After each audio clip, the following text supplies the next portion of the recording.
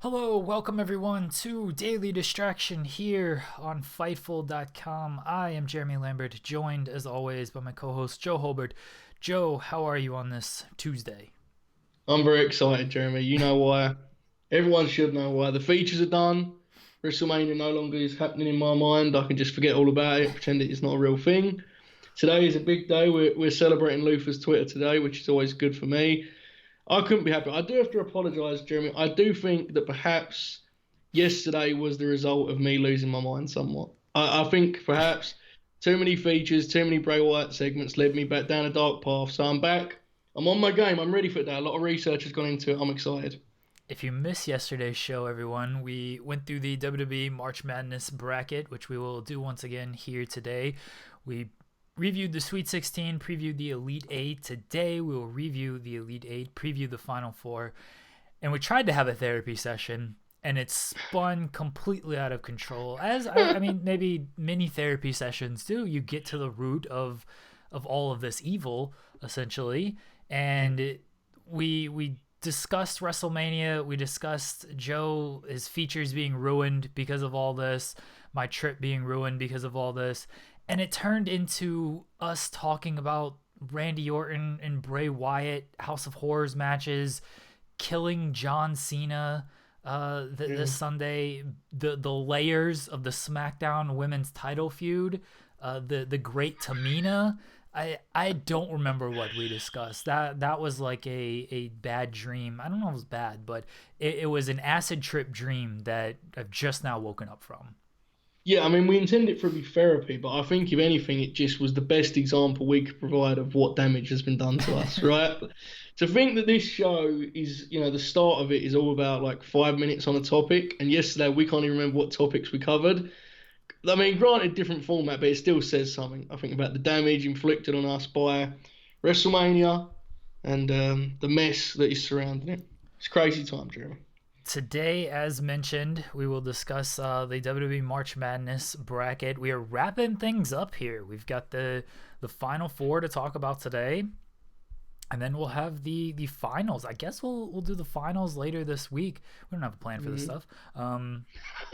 We'll do the finals this week. Later this week, we will. Thursday is going to be our WrestleMania preview and discussing anything that potentially happens on AEW. And then Friday will be part 2 of our WrestleMania preview. Thursday, we're covering kind of like the main event type stuff. The Thursday is our typical show. If you tune into the Daily Distractions, we do this show every Thursday where we actually follow a sort of format. That's 7 o'clock. And once things get back to normal 3 years from now, that'll be our typical time slot. But Thursday will be our big WrestleMania preview where we're talking about kind of the big matches. And then Friday will be sort of the non-important matches, such as Roman Reigns against Goldberg. Yeah, yeah, what a match that'll be, by the way. I'm still really excited about that. Not heard anything about it, not happening, and I'm just pumped to see that they're really focusing on it in the go home week. So, yes. They're advertising it. It's gonna happen, Joe. WWE doesn't tell lies. Yep, they sure don't. I want to see another Legends take on it this week. So we got Triple H last week. Let's get someone else. I want to see Terry Taylor's take on it, Jeremy. They got the face-off on SmackDown. Big face-off, big go-home angle. I bet someone curses. That's been a theme of these Performance Center shows. Is we're just gonna use curse words now, everyone. There's no kids in the audience, so we're just gonna curse up a storm. I loved it last night at the start of his promo. Paul Heyman was like, "I don't like to pull back the curtain." I'm sitting there like, does he watch this show? The curtain's not been here since the opening segment. But anyway, that's another topic for another day. Yes, I'm very excited for Roman and Goldberg too, Jeremy. Very much so. So that is our show for the rest of the week. Let's get into, and as Joe mentioned, after we do the WWE March Madness bracket, our good friend Luther, Japanese deathmatch legend, original death dealer, AEW star, Luther sent out a tweet. I guess it was last week, talking about building a 1986 federation. Who would you build? And Joe and I spent a lot of time on this. A lot of time. We did have some rules, but this is basically what I did during Raw last night instead of watch whatever happened on that show. Yes, we did spend too much time on this. Based on the replies to Luther's tweet, more time than anyone else in the world actually on this. So I'm excited for it. I think it'll go very badly. But first, we have to deal with this bracket carnage, right? There's a lot of chaos going on over in March Madness. There is. So if you're watching on YouTube, the bracket is now up on the screen. We go back to the Elite Eight, the Raw region, the winner of the Raw region by the narrowest of margins. Absolutely narrowest of margins. 51.2% to 48.8%. AJ Styles defeats Kevin Owens. Joe, how did this happen? I think like AJ Styles just has so much respect from the audience that I just think this was inevitable, I guess, and we get lost in the week to week and that match wasn't that good. But AJ, I guess, if you really break it down and just think about it in kind of broad strokes here, AJ is one of the greatest wrestlers of all time who in recent years has become like a top promo in WWE. I guess this is what happens when you do that, Jeremy. When you combine those things, regardless if your in-ring slips a little bit, like people just respect you, and that means that anyone in the middle probably leans your way. But this is very close because it's the same thing for Kevin. Not a huge surprise, but I must say it is a little bit wild that after like a kind of down period, AJ has won the Raw region, which I'd say is a strong brand. That's pretty impressive. AJ Styles, the 6th seed in this region, coming through, making it all the way to the Final Four. So a 6th seed comes out of the Raw region. Kevin Owens cut another good promo last night on Raw. I thought that may have gotten him the nod. You know, he put in that last ditch. This was that game where Styles was up maybe like 8 with 2 minutes to go. And then Kevin Owens gets kind of hot at the very end, but he misses some key shots in the final 20 seconds, and then he has to foul AJ. AJ seals it at the free throw line. I think that was this game here. AJ was there. Owens went on that nice little run at the end. Defense locked in, hit some key shots, but in the end, AJ he responded with some locked in defense of his own, and he made his free throws. Got to make your free throws, kids. Yeah, this was an example of a perennial contender taking on a perennial champion, Jeremy. That's what you saw here. A guy who's used to winning, not just competing. And that guided AJ to the Final Four. Big win for AJ. I'm not sure. I don't want to get ahead of myself here, Jeremy, but I don't think this is the end of his journey either. I'm going to just throw it out there now. I don't think it is. In the NXT region, Adam Cole, the 1 seed, beats the 2 seed, Tommaso Ciampa, 65.2%, 34.8%. Adam Cole kind of ran through this thing. Yes. How about that, Adam Cole, huh? Cooling down a little bit, we said. The distraction once again. Incredible analysis of these events. But everyone loves Adam Cole. He won this easily. It was not close. The 1 seed, right? Just walking his way through it. No big problems along the way. There you go, man. We have no idea what's going on with the NXT fan base. They love the Adam Cole. They're all in. I think NXT fans are real sports fans, and they looked at this as, well, the 1 seed should win. Like, we need to have a 1 seed making it all the way through. I mean, when was the last time we had a Final Four without a 1 seed? So someone's going to come back and be like, oh, it happened 2 years ago. I guess technically it happened this year. There's no seeds making the Final Four. But I think that's what this is. I think we needed a 1 seed somewhere. Adam Cole makes it, and I thought this would be closer. I didn't think Adam Cole he ran through everybody. He had some tough matchups too. He had Keith Lee last round. Tommaso Ciampa was the 2 seed and never really threatened in this thing.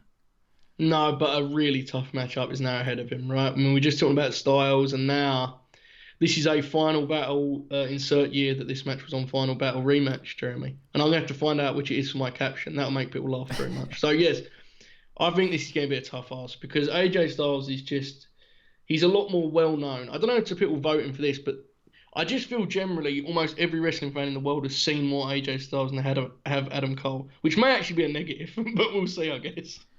It is a tough matchup, but do you think because the Owens and Styles match was so close, it's a similar fan base with Owens and Adam Cole, and Styles just barely squeaked out by Kevin Owens, I'm not doubting Adam Cole. Look, he's a 1 seed. He's earned this spot. I agree. He's earned this spot. He had a great regular season. He had a great conference tournament. He's run through everybody in this tournament so far on his side of the bracket. I'm not doubting Adam Cole in this. I think he can do. It can't be an upset. I mean, Styles is a 6th seed, but I think Adam Cole can keep this going.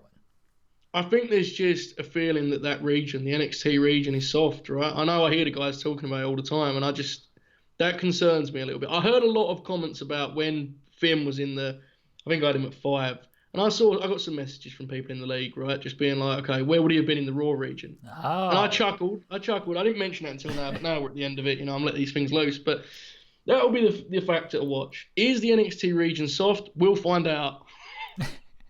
Maybe Adam Cole, he just got a good region. He got placed in a good region. Maybe. That's the same. I'm not doubting Adam Cole. I still think the Britt Baker boost is there for him. I think that's a real thing.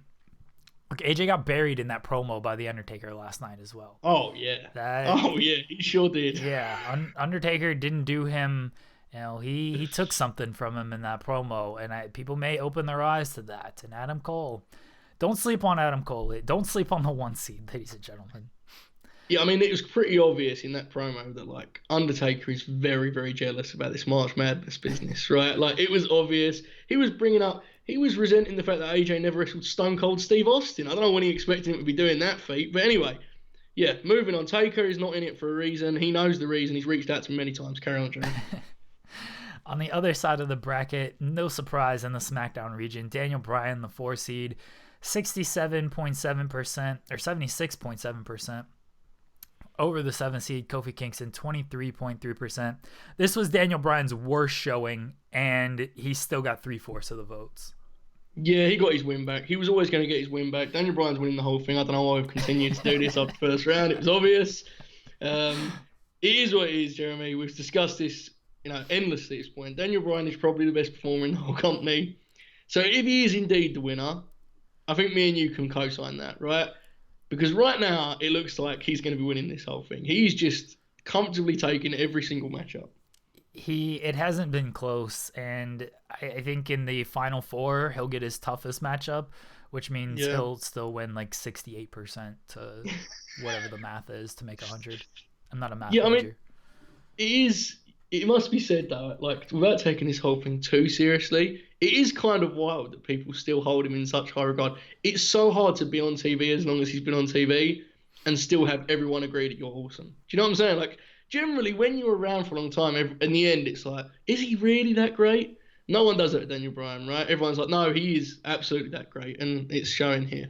He's survived so much bad booking and stuff as well that he's turned some people will get the bad booking and they'll just get turned on, like Roman Reigns essentially. Like they'll just turn on Roman Reigns. They won't like him. They'll turn on Seth Rollins. Bryan gets the sympathetic reaction of, oh my God, I feel so bad for this guy. Instead of turning on him and just being like, this is stupid, I don't like any of this, he gets the sympathy reaction, and that just speaks to the power of Daniel Bryan.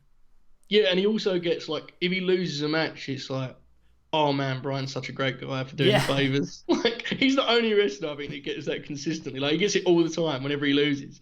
It's either, oh man, I can't believe Bryan lost that match, or it's, man, what an absolutely incredible human he is for doing the favors in this professional wrestling match. So he's bulletproof, right? That's what he is. He will be taking on Asuka, who defeated Becky Lynch, the 7 seed over the 1 seed. Another close one, 54.2% to 45.8%. Look, Becky came to the ring last night on Raw. She threw to the WrestleMania 35 main event. She stood in the ring for 50 minutes, and then she got choked out by Shayna Baszler. I think that really hurt her. I think people aren't liking the big rig. I think Becky just got overconfident, and it didn't work for her. Asuka, she was on Raw making that last pitch. She destroyed Kaden Carter, cut another excellent promo, and that's what she needed. That's the momentum she needed to take this victory over Becky Lynch. It does make you ask the question, though, just how good is Alexa Bliss? Because she beat Asuka pretty comfortably last week. So it does then bring it back to, what a mistake I made in standing down the troops. But yeah, this didn't surprise me. Everyone loves Asuka, and I have absolutely no issue with that. I also love Asuka. She's tremendous. I agree with you that Becky made an error in suggesting that she actually stood and watched that whole match. That was incredible. I mean, she actually said, that's the first time I've seen it. And I was like, wow. Are we supposed to assume she watched the ad breaks too? Like, what happened here? But yes, that probably didn't help. And Asuka just can't go wrong because, we're just talking about Bryan. When she loses, it's a disgrace to Earth. And when she wins, she's awesome. Either way, bulletproof. So Asuka and Bryan, man, that's a Clash of the Titans. That's Clash of the Titans stuff. Very exciting. Whoever wins Asuka and Bryan seems like a lock to win this whole thing. Yes. Look, we both assume it'll be Bryan. I'm not going to doubt Asuka either, the same way I'm not going to doubt Adam Cole. The fan base is strong behind her. She got the female vote. That's an important demographic. She's got the female vote. I would assume maybe the female vote will sway a little bit towards Daniel Bryan, but she's the only female left in the tournament, so you got to think the support there will be strong for her. Making strong, she's appearing on both shows, Joe. Strong pitches throughout this entire tournament. She pitched to WWE, I gotta win this tournament. You gotta put me on Raw and SmackDown so I can get that extra momentum. You didn't see Becky, Charlotte, Sasha fighting for that spot. You didn't see them going to WWE and saying, hey, put me on Raw and SmackDown so I can get it. Asuka wants this, Joe. She wants this. Yes. And she's also, I think, the first recorded tag team champion in history that is definitely not a tag team wrestler. And he's like just represented as being a singles wrestler that apparently has a partner that appears on the graphics for her matches. So, yeah, there's a lot of victories in this for Asuka. The question is, can she get the big victory? Because we've seen in the past, Jeremy, she's choked sometimes on big events. I'm going to just say it. I'm going to come out and say it. There's some talk in the league. You know this, Jeremy. You know, I'll tell you. But for the audience's sake, that when the biggest shots go up, do you trust Asuka in that moment? We're about to find out. Her clutch time stats are not good, especially recently. A lot of close losses recently. But at the same time, look, the tournament, that's regular season, Joe. That's regular season stuff. Tournament, she's beaten Becky Lynch. She's beaten Sasha Banks. Her tournament history is good. Yeah, regular season, final 5 minutes, clutch time stats, most losses in the league, not great. She's turned it around in the tournament. You're right, and let's be fair, Bryan he's not bulletproof in that sense, right? Bryan's got some skeletons in the closet, so to speak. So this is a matter of who can get over the line and reach the final. And I think I agree with you in saying whoever gets there, they're in prime position to win this whole thing. Bryan's been coasting. He needs someone to test him. Asuka has been in these close matchups. She knows what this is all about. Wow, what a preview we've done there. Imagine not wanting to see this matchup that's never going to happen outside of a Twitter poll. Imagine not wanting to see it, right? Amazing. I don't know. Can you do this in WWE 2K? I don't think you can. Oh, God. You can do it in like Fire Pro or something. I hope we don't end up having to do anything on that game. Please, son. I really do. So that is the final four of the tournament. Joe will have the polls up on his Twitter. And I think what we're going to end up doing is we will do the final four for Friday. So we'll have the finals on Friday. You'll be able to vote through WrestleMania weekend. So you have all week to vote for the two final four matchups. And then WrestleMania weekend, you'll have all weekend to vote for the finals. And then we will crown the winner on Monday, which will also serve as our WrestleMania review. But that's not the important thing of that show. The important thing will be the finals of our March Madness tournament. Yeah, I agree. And I think I encourage all of our audience to start writing features built around the March Madness tournament about, different runs that have gone on, what it means to them. I encourage that. I would like that very much. I think that's the respect this event deserves at this point. I agree. If you want to do it in slideshow format, don't bother pitching it to us. Yes, agree. So that is the March Madness tournament there. Again, Joe will have the polls up on his Twitter at JoelHulbert5 on social media. Is your pinned tweet the Japanese deathmatch prodigy? Because it needs to be. It's not, but I can make it that way. I can definitely make it. I was going to promote my features, but now you put it that way. I mean, numbers-wise, that would be the smart play. I agree with you, yeah. I'm going to do that tonight, I think. An amazing tweet, Joe sent it. The majority of Joe's tweets are very, very good.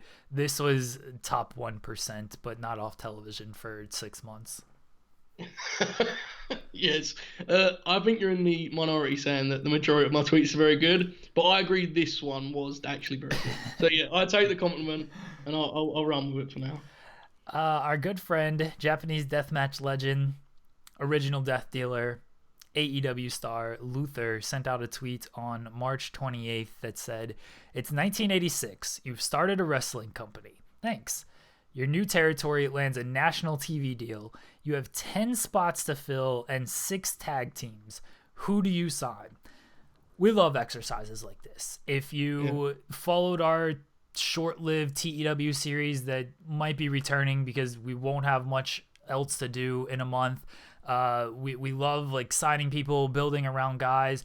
Just look at our commentary on this March Madness bracket. Like this is fun for us. This is like real sports kind of feel, like who you building your company around, who you building your team around.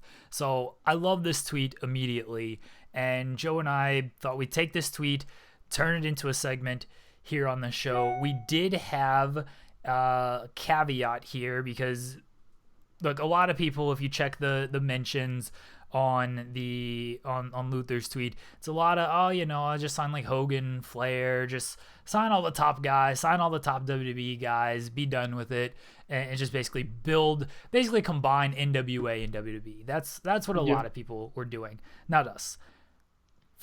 Our first rule, you can only take 2 people from WWE. You can take less than 2. You can take none, but your maximum is 2. You can only steal 2 people from WWE. Anybody else is up for grabs, but I don't know Joe's roster. Based on what he's told me, I'm going to assume that he didn't just sign everybody from the NWA and he actually picked elsewhere. So this is what we've done. We have 10 spots to fill, 6 tag teams. We're going to go kind of in back and forth order. And I'm sorry I don't have like graphics or anything for this, but we're going to go back and forth order. Joe, who is your first person that you are taking? Let's do tag teams first. Who's your first tag team that you're taking? So this is tough because I have not followed the format strictly, Jeremy. I'll be honest with you. Oh my God. I think I dived a little too deep. I was starting to look at dates of when it was signed. So in the end, I just ended up with a list of names. You are correct. The Crockett guys are, to me, off the board because it's not like they were not making incredible money, right? It seems silly. So the first name I've made a note, and this is under my realistic category, Jeremy. I have made different branches of this project. Jake the Snake Roberts, okay? Signed for the World Wrestling Federation, I believe in March. I'm going to assume, Luther did not give me the details of this element of it. I'm going to assume I'm opening this in January, AEW style, okay? Jake is in as my top heel. That was one of the few things on here that I could confidently say, I think is actually feasible. I think I could have pulled this off. So that's where I'll start for now. All right. You've already broken the rules. I said tag teams, and you just list Jake Roberts as... Because I have my only sole real tag team is like a knockout punch that I'm saving for the end. Okay, fair enough. Well, I followed the rules to this exercise and did 10 singles and 6 tag teams because I'm not going against the Japanese deathmatch legend here. My first pick, I don't know if it's the first pick, but first name on my list was a steal. I'm stealing Randy Savage from the WWF. Don't care. Love the Macho Man. Easy guy to build around. Charisma for days. Great wrestler. That's the top star in the company right there. Initially, when you said this to me, and I read the tweet and all that business, I thought this was after WrestleMania 3. 86 was WrestleMania 3. It's not. So my original plan was still the tandem, the duo of Steamboat and Savage, and like make that your whole promotion. However, that is not the case. That match had not already happened, so I respected the history of this business, Jeremy, and I allowed Randy and Ricky to stay where they are to have the WrestleMania 3 match that everyone talks about. Don't care. I'm trying to cripple WWE. They're a competitor right now. I just landed a national TV deal. What is your selling point to Randy? Are you kind of playing the card of like, come on, the IC title's cool and all, but like, you really think you're going to end up at the top of the card in WWF? Really? Is that how you're playing this? Or are you just saying every money you want? Money. I'm throwing cash at this man. I got a national TV deal, Joe. Like, I'm throwing money at these guys. Fair. I mean, it's the best steel tab, right? I think we can both agree on that. I don't know if you've got another one coming, but that felt like, to me, like the obvious one of a guy that was kind of on the climb and you could just make him the top guy. I do have 2 steals. I did use both of my steals, and okay. I'll reveal my second one here in a second. But who is your second pick? My second pick, I'm signing a whole family because this is my steal, Jeremy. I need a baby face. My absolute favourite top baby face, I think, is Bret the Hitman Hart, who in this time is the Hart Foundation and all that good stuff. And my offer to Bret is all the money, and I will sign every person you are even somewhat related to a contract. Jim Neidhart, I'm going to be honest, I don't know what I'm doing with Jim at this juncture, but he's coming on board for how much money he wants. And Bret is the focus here. Bret is legitimately about like 6 years away from being a top guy in WWF. Yes. And I think it's a very easy sell to be like, dude, you are never going to be a top guy there. Look at how big these guys are. Here, though, real sports presentation, Jeremy. That's my pitch. Bret the Hitman Hart is my steal. And I believe that's the only steal in my realistic category, I believe. We were on the same wavelength. My other steal was Bret Hart as well. There you go. I didn't have a pitch of I'll take everybody on your family as well. Look, the Hart family, maybe Bret just wants to get away from these guys. I don't know. He doesn't want to be associated with these guys. My pitch is similar to yours of you're not doing anything in WWF. You're not Hogan size. You're not Andre size. Come over here. You can just wrestle, have great matches. If you want me to sign your family, fine. If you don't, even better. Like, just let me know who you want to sign, Bret. And let me know who you could have great matches with, and we'll bring them in. We got the cash. We got the funds. We're good. Yeah, I must say, I'm interested in imagining what the contract I would be drawing up for Stu Hart would be at this juncture. I'm very interested in what that would look like. But I think me and you are both Bret guys, right? So with that in mind, this doesn't surprise me. We were just kind of getting ahead of the game, making Bret a top guy long before he got his due kind of thing. So that makes sense to me. We do have the benefit of knowing what happened in history. Yeah, I mean, that's true. We also are playing a fantasy game that has no relevance whatsoever. So our benefit is only for a professional wrestling podcast, right? I think we would switch places if we could, but that is not the case. So, okay, so that was your pick, correct? You just said Bret the Hitman Hart? Yes. Okay, so this rig is interesting. So right now I've got a top heel and a top babyface. You can't argue with that, Jeremy, because I'm laying the foundations. I'm doing the basics. Now I'm now going to start to get some raw talent, really raw talent that is about to become some of the best in the industry. So we're going to add to our heel side here, Ravishing Rick Rude. He heads to Jim Crockett Promotions in September of 1986, Jeremy, which gives me a humongous window to swoop in. I'm going to be honest, I think there's a bit of a misconception. Rick Rude in 1986 wasn't like what he would become. Right. Still a little bit rough around the edges. But look, man, I've got national TV. You know, all we need is the hip swivel and we're off and running. So this is a very strong addition for me. Jake and Rick as top heels. Great contrast there, right, Jeremy? Great contrast, but elite talent. I will give you a tag team that I picked. Oh, wow. And it's easy choice, easy to build around these guys. You sign some enhancement talent, get them over quickly, toss them around. The Road Warriors. Easy pick. Look, I'm not going outside the box here with this pick. But you got to have guys that look cool. You got to have guys that just toss some dudes around, crowd pops. They're like, oh man, he may have killed that guy. You need those guys. Top baby faces right there. Got the Road Warriors.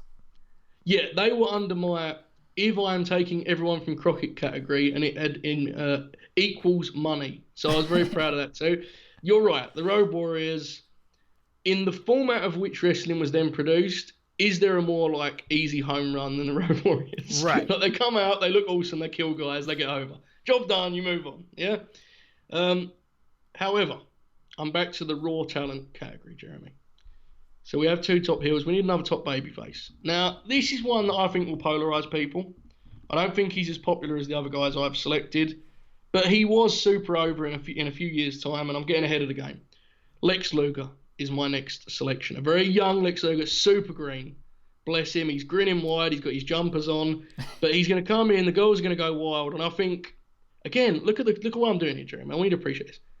Note the contrast between Rude and Roberts, and now look at the contrast between Bret and Lex, and you're off and running, right? You've got different things here, different audiences. I'm very excited.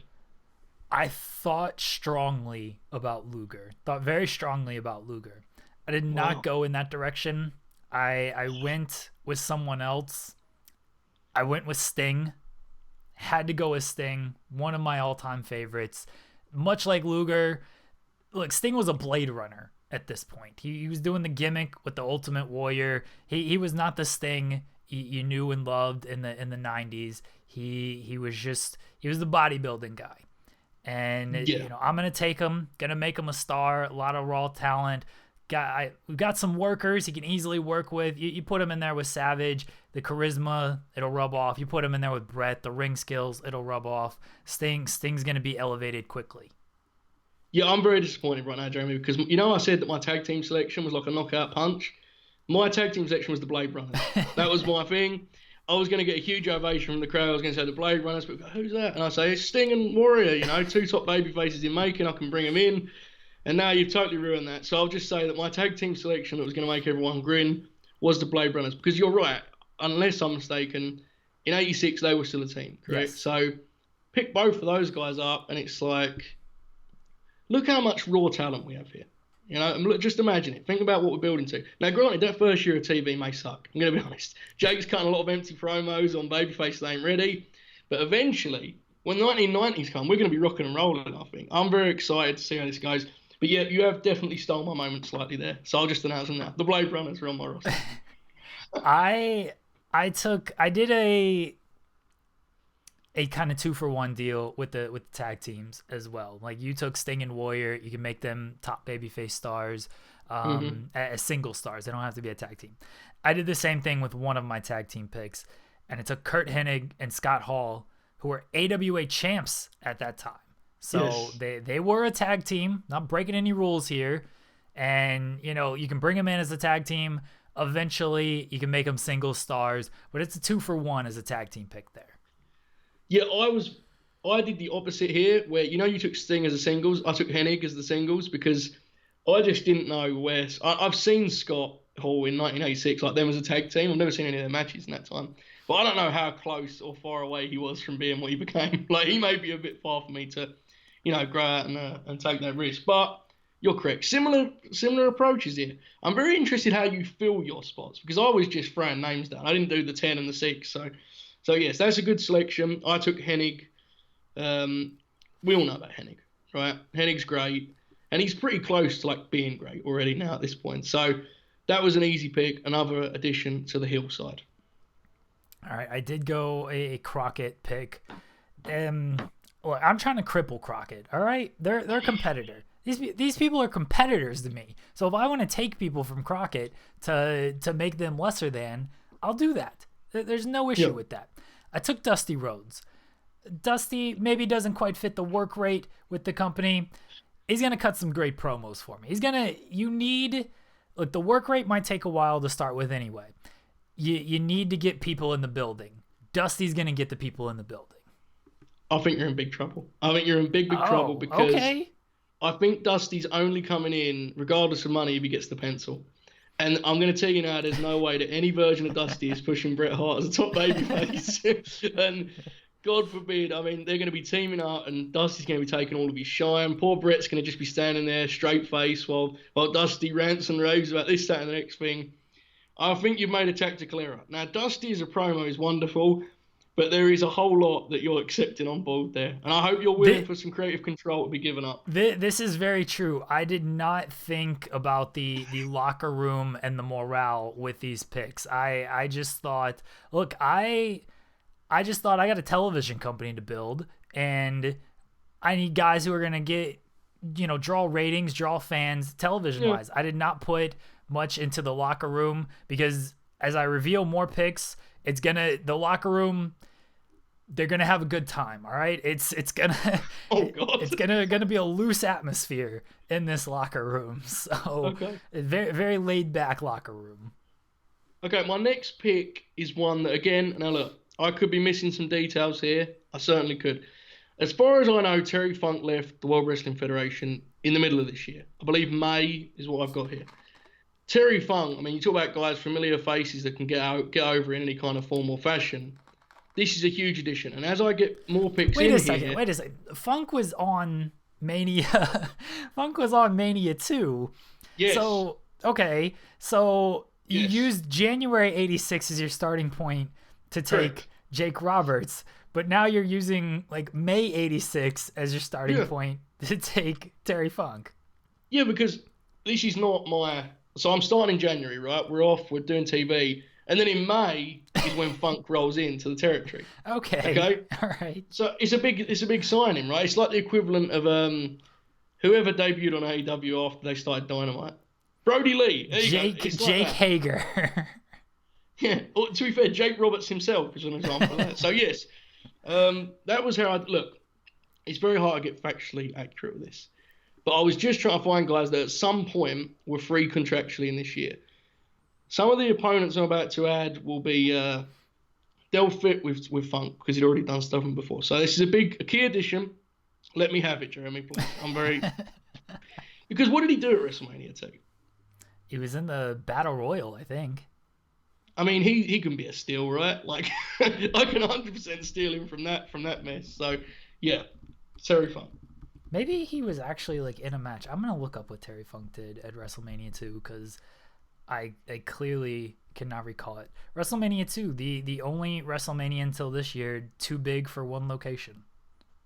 True, but it was not too big for one night. It was still one night. That's so right. Is it really as good as this WrestleMania? No, probably not. He was in a tag team match. He was in the Los Angeles portion. Hoss Funk and Terry Funk defeated Junkyard Dog and Tito Santana. Yeah, that's a steal for me. That's a steal. Or I'm waiting till May. Either way, I'm in the money with Terry Funk. All right. Fair enough.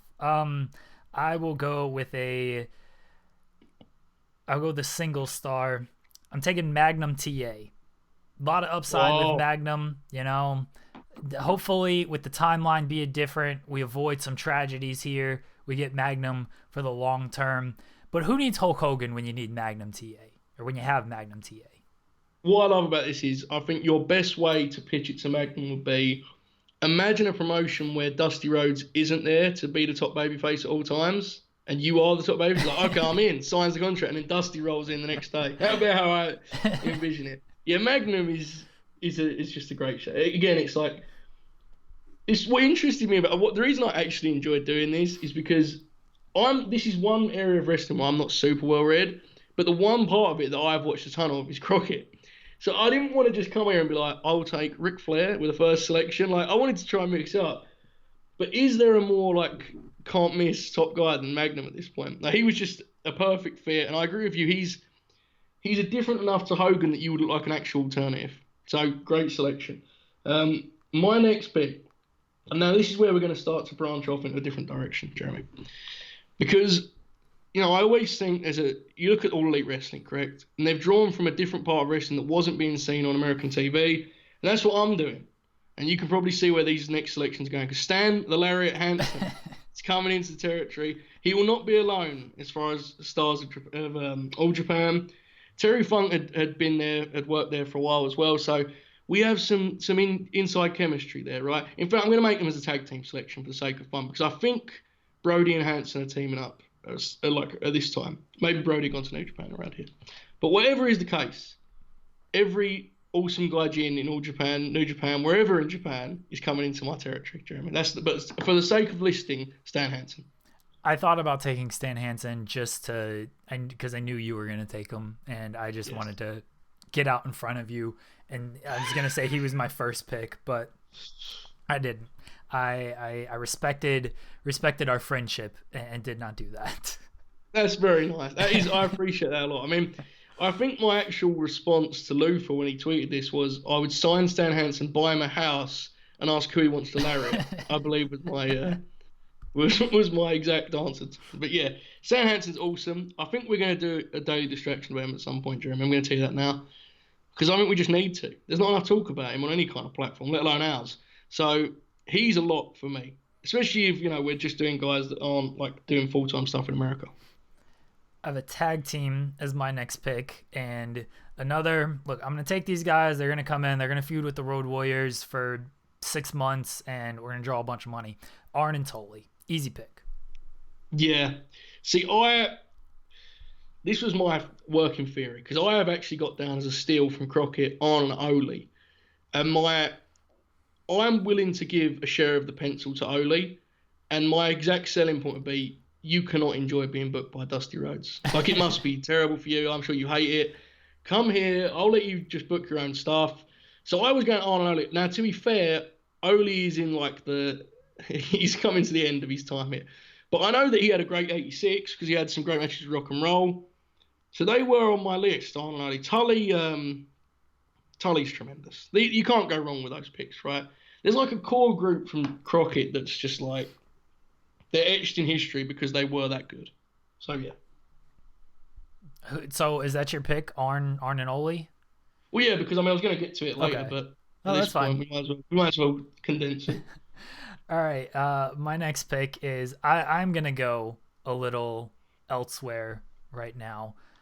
Vader. Going Big Van Vader. Wow. I feel like I might have stolen some thunder from you there. I think you had Vader on your list. Yeah, I had him in the category of people that are awesome gaijins, but I don't think he was actually there yet. So you're like way ahead of the game on Vader. All right. Yes. I'm going with Vader. Get a big guy in there. Again, much like the Road Warriors, squash some people. He kills Randy Savage. He kills Sting. He puts over these guys as sympathetic. Kills Bret Hart. Sympathetic baby. Vader's coming in as the monster heel, baby. That's what Vader's gonna be. I'm stacked on baby faces. I need a monster heel to just come in and destroy these guys. Well, breaking out from 1986, is there, if you're talking about all-time wrestling, okay, prime for prime, everyone's on the draft board. Is there a better monster heel than Vader? Like, legitimately in the history of professional wrestling? I think this is a fair question. I'm trying to, I mean, like, Andre could have done it, but Andre wasn't booked in that way as like this monster heel who just destroyed everybody. Yeah, and nowadays you don't see that as much. Like Braun Strowman, sure, he could have just been this monster heel, but he's going 50-50 with Roman Reigns every week. So what does that do for him? It says a lot about Vader that, like, I think you could drop 1992 Vader into modern WWE, and while his booking would probably suck, he would still be like spectacular performer, which is insane. If you really think about it, that's very uncommon. So many of the big guys then were kind of like, they were what they were and they were working a certain way. But Vader was just murdering guys. He was doing moonsaults and all kinds of chaos, wild power bombs, the series with Sting, which you can kind of get to before anyone else there, right? So, yeah, this is a very good selection. He is on this. I'll go through this list now just because for the sake of clarity. He's on the list with, as I mentioned, Brody. And, of course, Bam Bam Gordy. Gordy is awesome. I don't know if people appreciate how great he was. I was going to put down the Freebirds, but I don't want to be dealing with Michael Hayes. So just Gordy is fine, and that works perfectly for me. And that's what's kind of interesting, I think, about that time is like, I don't know if you've ever seen, you just mentioned Andre. Have you ever seen Andre's match with Hansen in New Japan, Jeremy? I have to watch that for whenever we do our Stan Hansen thing, but yeah. I was waiting until the week for doing that. This is fun.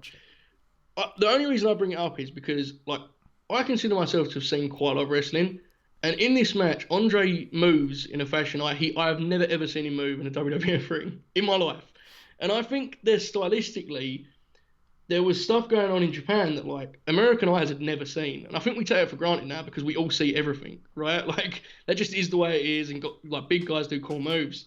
You mentioned Vader, and even Brody, man. Brody would do drop kicks and stuff. Hansen would do dives through the bottom rope. It was just a different, and that would be my selling point. You're never going to out WWF, so I would be trying to bring kind of a unique style, in-ring style anyway. So, yeah, those guys are all on my list.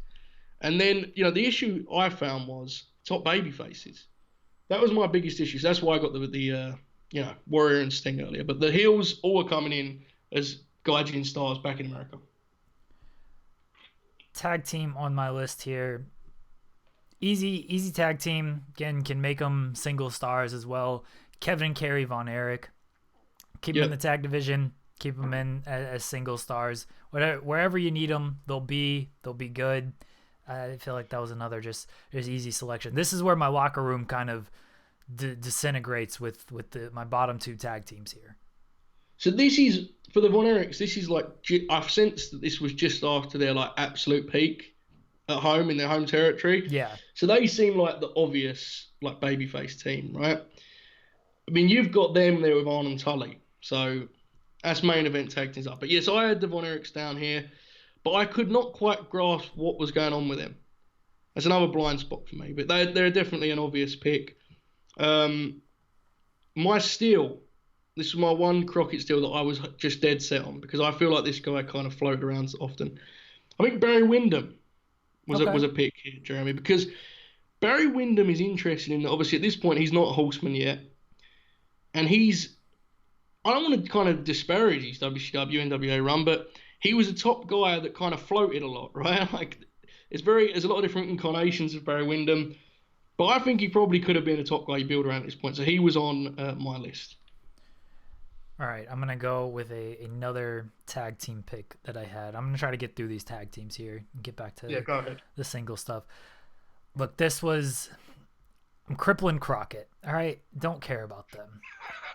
I'm just gonna take the Rock and Roll Express. Gonna take them. Don't care what they have to say. My pitch is we have Arn and Tully. We have the Von Erichs. You can just come in here. You've wrestled the Midnight Express 3 million times. You don't need to wrestle them anymore. Come in here, have some fresh matchups, and they'll be good. Yeah, you can't go wrong with that. I mean, again, it's actually kind of incredible. Like we talk about a lot about how WWE Tag Team Wrestling has like a natural cap. I don't think people appreciate like how much depth there was in that time, where you had the double, both belts, and there's like main event feuds in both of them. They were in that other category I was talking about. I'll just tell you this was my Crockett. This is the core group of guys which you can just cherry pick from, right? If you know what I'm saying. So yeah. Flair, I think we both avoided. Yeah, it felt wrong.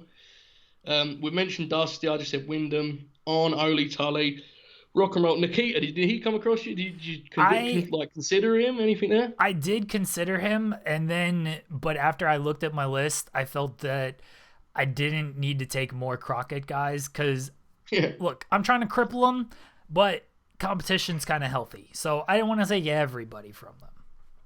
So my next selection is a guy who I don't think was in Crockett yet, would soon be. But he's going to fit in great with all these big guys that can move. One of my favourites, Jeremy, as you know, the Big Boss Man, Big Bubba. This was a natural fit for me. I'm sure you can imagine the excitement I had when I sensed that there was a window of which he was clear in 1986.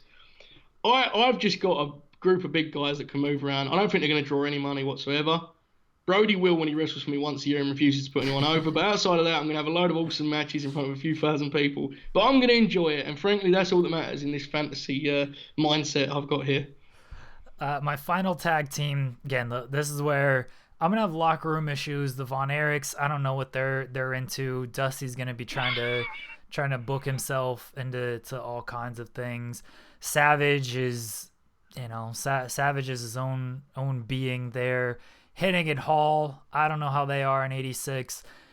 I'm going to throw these guys into the mix. It's not going to be... It could be trouble. Bad influences on the likes of Sting here. I'm going to need Brett to really hold it together and Vader to threaten to kill people backstage. The Midnight Rockers, Shawn Michaels, Marty Jannetty, they might destroy my entire company with their attitudes, but we're going to get one or two great matches out of them. I'm so upset for Bret Hart right now. I really, truly am. But I'm pleased because somehow me and you were doing this at the same time and we both pulled off this feat of getting national TV deals with brand new promotions. I think I won the Bret sweepstakes. I think I did it. I think I got it over the line when you signed Shawn, but my suggestion that I would sign his mother to a contract was pretty good too, I think. I would get the notifications on TEW that is like, oh, Bret Hart and Shawn Michaels have a bad relationship, and then Shawn Michaels is trying to influence Scott Hall and Kurt Hennig and turn against Bret, and then Bret's mad at all these people now. Yeah, the locker room. I don't know if anybody's ever played the 1996-1997 TEW mod. Trying to piece together that locker room where Bret and Shawn completely hate each other and have influenced everybody. It's nuts. You got to suspend Bret for 6 months or suspend one of them for 6 months out of time just to get repair relationships and stuff.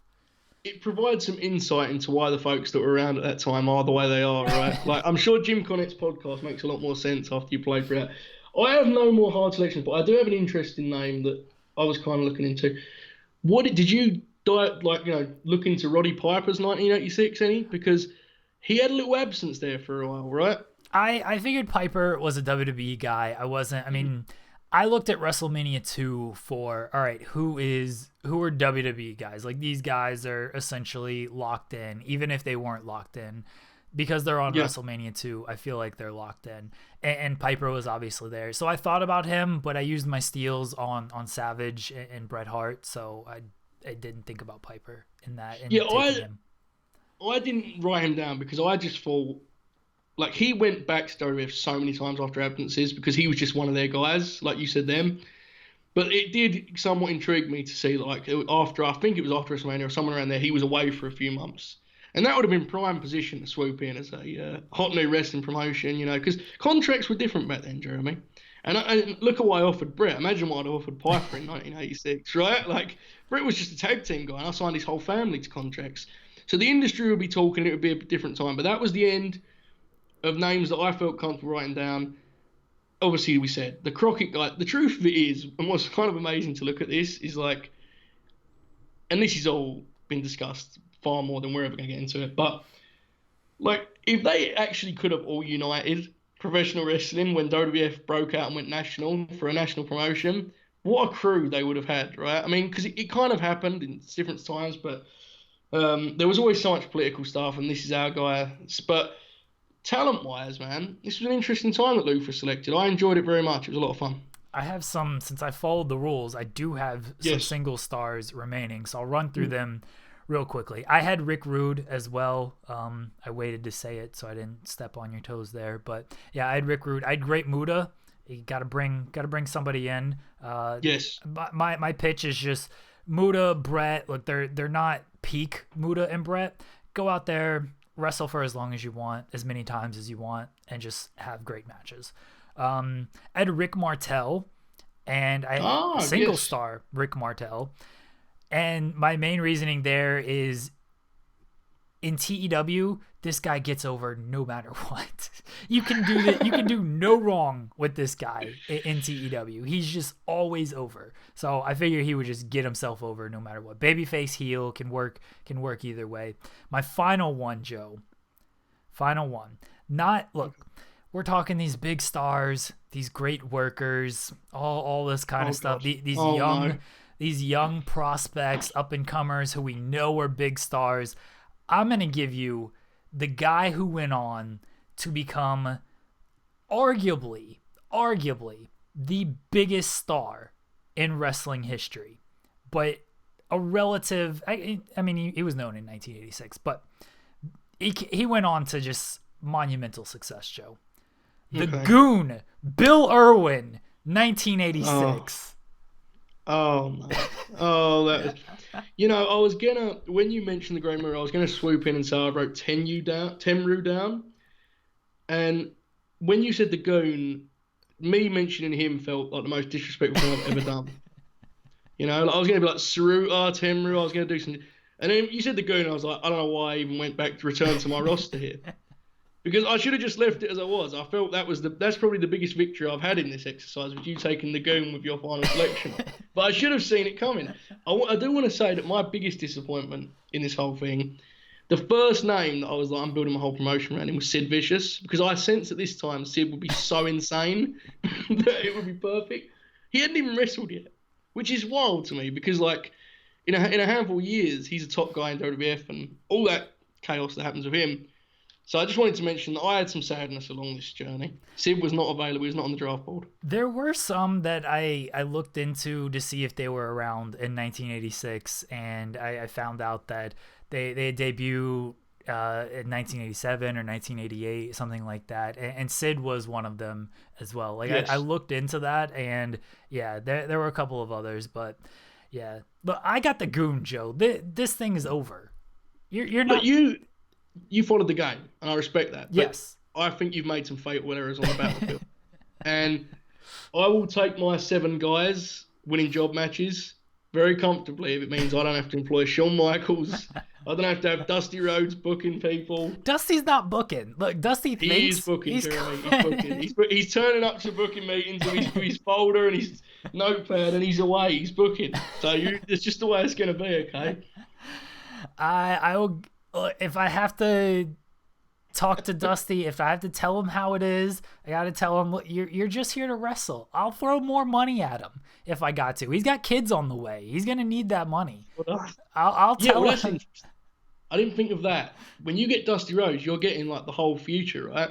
Dustin Rhodes, like he's good when he debuts, but you can just sit there and be like, listen, man, in 2020, that guy is going to be a big deal. It's going to be a big deal on the sheets. So, yeah, you're correct. Look, Dusty's awesome, but I love the idea of Dusty coming into a territory and not booking it when it's brand new and it's just you there. Like, here we go. That's what you're doing, Dusty.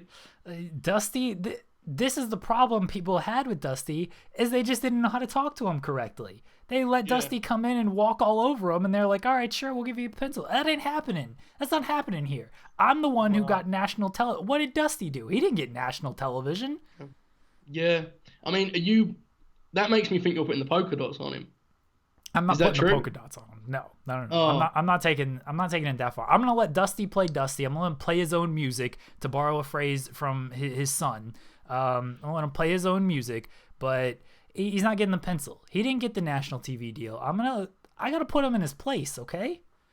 I'm just thinking here, like, earlier I said I didn't know what I was gonna do with Jim Neidhart, and I'm thinking how short-sighted that was. I have so many awesome big men that can beat Jim Neidhart in 7-minute sprints on TV. Like, imagine Hanson Neidhart, Brody Neidhart.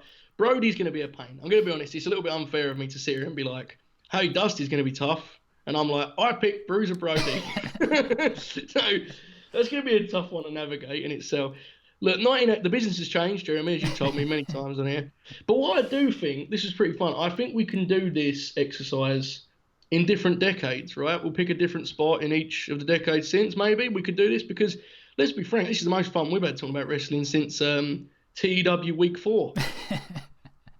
I'm fine with doing this in different decades. We'd have to set different rules for if we did this in like 1986. We can't just steal everyone from WWF and WCW and make this great like super fed or anything like that. But yeah, we'd have to set some parameters. Luther, I know you're listening. Give us some parameters to work through. Maybe Joe will actually follow them this time, and we'll do this bit again because look, this is right up our alley. This is stuff we love. So I enjoyed going back, looking through, see who was where in 1986, see who you could kind of pull from and build around and things like that.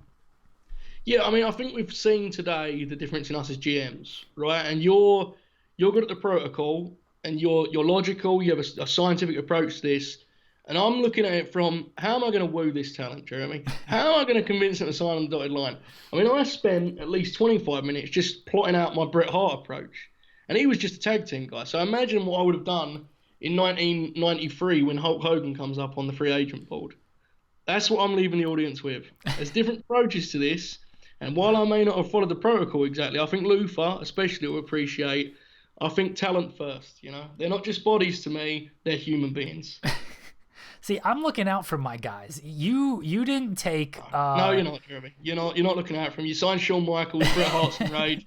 He doesn't even know why he's angry. He's like, I don't even know this guy, but I'm angry about it. Joseph, I mean, we both took Randy Savage, but you're not taking Lanny Poffo. Lanny Poffo's your guy. You didn't look. The Goon is my guy. I'm looking out for him. I'm like Hogan. You got to bring all your boys in. This worked very well for Hogan, right? I want to make this clear. I did not take Randy Savage because I have respect for the history of the industry, and I want to see the Ricky Steamboat match take place as intended. Okay? Oh, see, you didn't even take Savage, so you're not even taking Poffo. Yeah, well, I mean, look, I love Lanny. He can come on board. He can be one of those job guys I was talking about, but there's a limitation. I learned when I did the 1995 reboot, there's a limitation to what you can do with Lanny, because I'm pretty sure I closed a pay-per-view with one of his angles, and I don't think it did well. But that's another story for another day. Lanny Poffo is delightful. He was a wonderful commentator in New Japan. What a job he did. So maybe he's our colour guy. That's what I was thinking. Did you have any commentary selections, or did you not get that far into it? Because I didn't get that far into it. No, I didn't get to 86 commentary. I would just throw all the money at Heenan and go from there and let him do what he wants. Was Heenan even a commentator at this point? I don't think he was. Not, it doesn't matter. I would have just taken him anyway. Yeah, no, that makes perfect sense. I mean, to be fair, like David Crockett was on commentary, right, for Jim Crockett at this time, and he was like just in full. That's perfect pro wrestling, right? Imagine taking it seriously when you could be him. So I guess I'll just have my brother do it, right? He'd be just calling Bret Hart matches all of a sudden. Why not? That's it. JHP on the road. I like it. I would sign this Vince McMahon guy to be my commentator. Oh, I hear he's not too good. Oh, okay. I hear he's not too good. But he would be good for morale, I think, because, if the guys wouldn't know much about him. And I'm sure nothing bad would come of that. But he loves those 1-2 no's, right? He loves that's his big call in the end of matches. All right, everyone. If you haven't seen the tweet, haven't participated in the tweet that Luther put out there, build your own 1986 federation. And we had a blast doing it. And we're even going to spin it off, and now we're going to do more eras like this under the instructions of Luther, because we are still Nightmare Collective, even though we're not positive that exists anymore. We are the Nightmare Collective. Luther, yes. Joseph, and myself. That's the Nightmare Collective. That was their name, right? Yeah. Okay. I didn't. I feel like I was confusing it with Cody's. He does the Nightmare Family, so we have the Family. Nightmare. Yeah. So I was thinking it was Family, but that is definitely Cody's team. Yeah. So I think the Nightmare Collective was. Who cares? Luther's awesome regardless. Original Death Dealer. Who cares? It's all the same thing to me. It's all the same. As long as it's the same performer, it's the same thing to me. But yes, this will be a thing we do. I think this was very fun. Yeah. We'll be back on Thursday with our typical show where we preview WrestleMania, the big stuff like the women's tag team title match, the SmackDown women's title match, and what else is big on this show? I don't think you've named anything that's big yet, but yeah, I mean Edge. Yeah. Oh yeah, Edge and Orton. That's the main event right there. The women's tag team title match isn't big. You said this was the main event. Yeah, but I don't consider that to be taking place on WrestleMania. That's like its own event. I just consider that the big event 2020. That's how I'm going to be watching it. I'm going to just someone message me when that match is about to start. I'll go up, watch that match, and I'll be like, I'll get to WrestleMania eventually. Right? That's the best way to do it. All right, so we'll be talking about the bigger matches, and then on Friday for a daily distraction, we'll be talking about everything else that we didn't get to on Thursday. Hope everyone will join us for Thursday, and I thank everyone for joining us today. Follow Joe on Twitter at Joe Hulbert 5. He'll have the March Madness polls up. Go to Fightful.com. You can read all of Joe's features. The features are all done. They're all ready to go this week. WrestleMania is over for Joe. That's why he only cares about one match on this show, because it's done. You can follow me on Twitter at Jeremy Lambert 88, and we'll talk to everyone on Thursday.